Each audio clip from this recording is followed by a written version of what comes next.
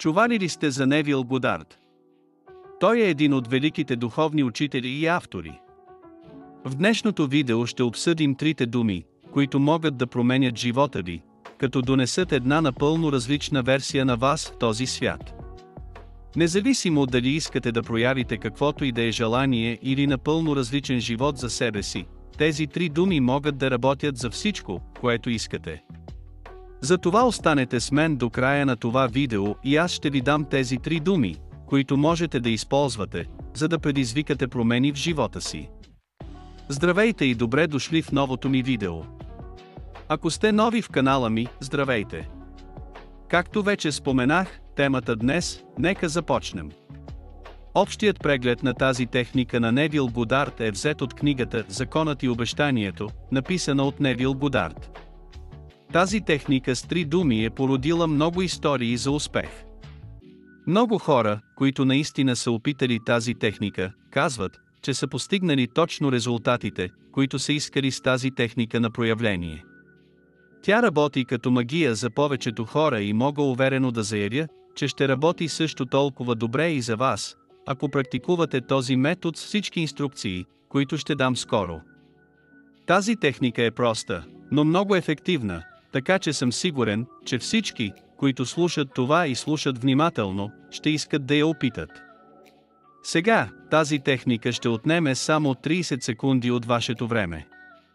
Но преди да се потопим директно в техниката, искам да споделя с вас една невероятна история, която Невил Годард споменава в книгата си «Законът и обещанието».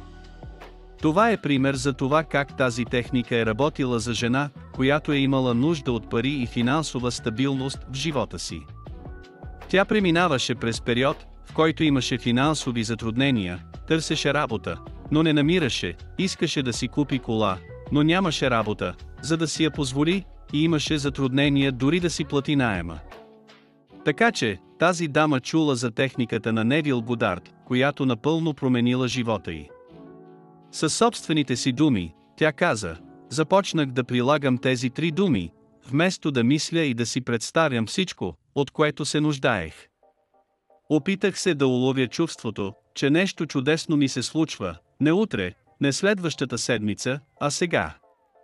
Повтарях тези три магически думи отново и отново, докато заспивах. Повтарях това въображаемо действие и това чувство в продължение на 2 месеца, нощ след нощ. След това, един ден в началото на октомври, тя срещнала случайен приятел, когото не била виждала от месеци, който й съобщил, че ще пътува до Ню Йорк.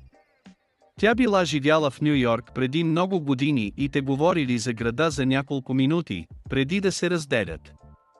Месец по-късно, точно на същия ден, този мъж се появил в апартамента и просто й връчил заверен чек на нейно име за $25 000. Сега, как е получила този чек от $25 000 е невероятно, тъй като това е огромна сума пари.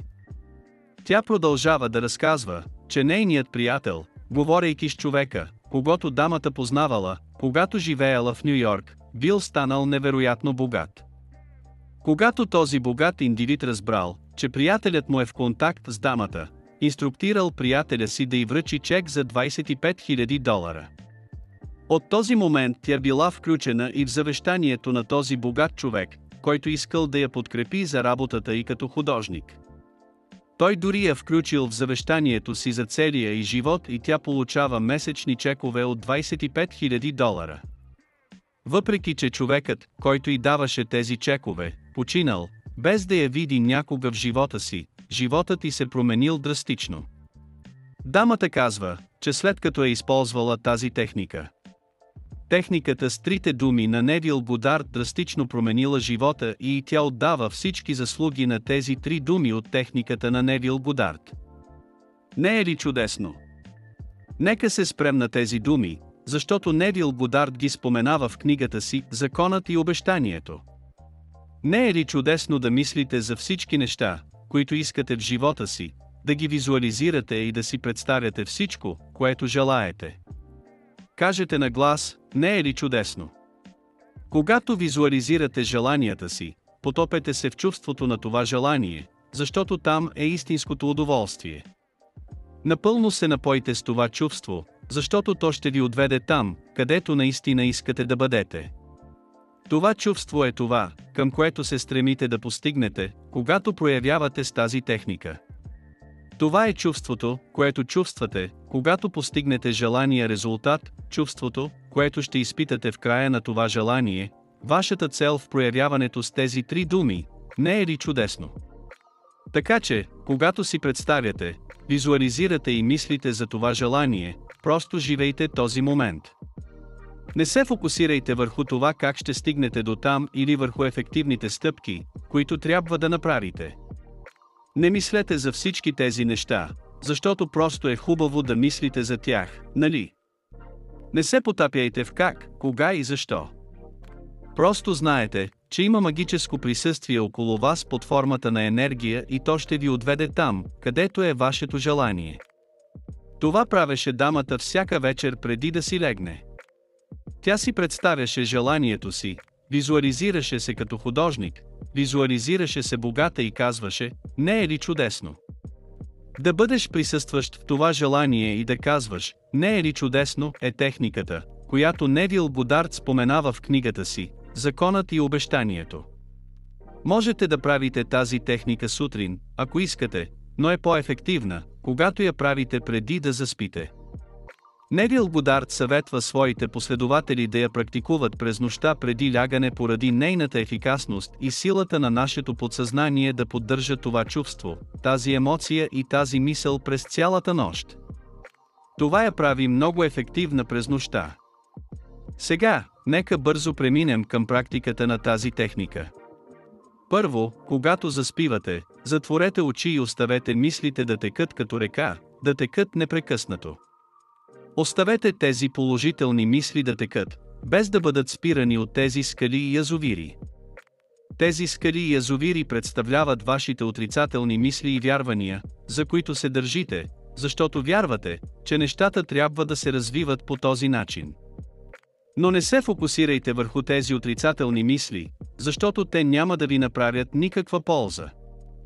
Оставете тези мисли да текат като река и се откажете от всички тези отрицателни вярвания. Поемете дълбоко въздух и повторете тези думи: не е ли чудесно? Не е ли чудесно? Не е ли чудесно? Повтаряйте ги толкова пъти, колкото искате, докато не почувствате това завладяващо чувство, което ви завладява напълно. След като сте в това чувство да бъдете много завладени, всички изображения, снимки и сцени на желания резултат ще започнат да се появяват в главата ви. Ще видите ясен път, където имате всичко, което искате. След това, просто бъдете в този момент и се потопете напълно в него. Заспивайте казвайки: не е ли чудесно? Правете това в продължение на 30 дни и наблюдавайте резултатите пред собствените си очи. Това е много мощна техника. Както споменах по-рано, много хора са забелязали значителни промени в начина си на живот, след като са практикували тази техника. Сега е ваш ред да я опитате. Напишете за вашия опит с тази техника. Ще се радвам да чуя вашите преживявания, така че я опитайте и се втурнете към секцията за коментари, за да вдъхновите другите с вашия опит. Ако се интересувате от други техники на Невил Годард, стигнахме до края на това видео. Ако сте стигнали до тук, благодаря ви, че ме слушахте. Ако ви е харесало това видео, натиснете бутона за харесване подолу и го споделете с приятелите и семейството си. Би означавало много за мен, ако се абонирате дори за канала ми за повече съдържание като това. Благодаря!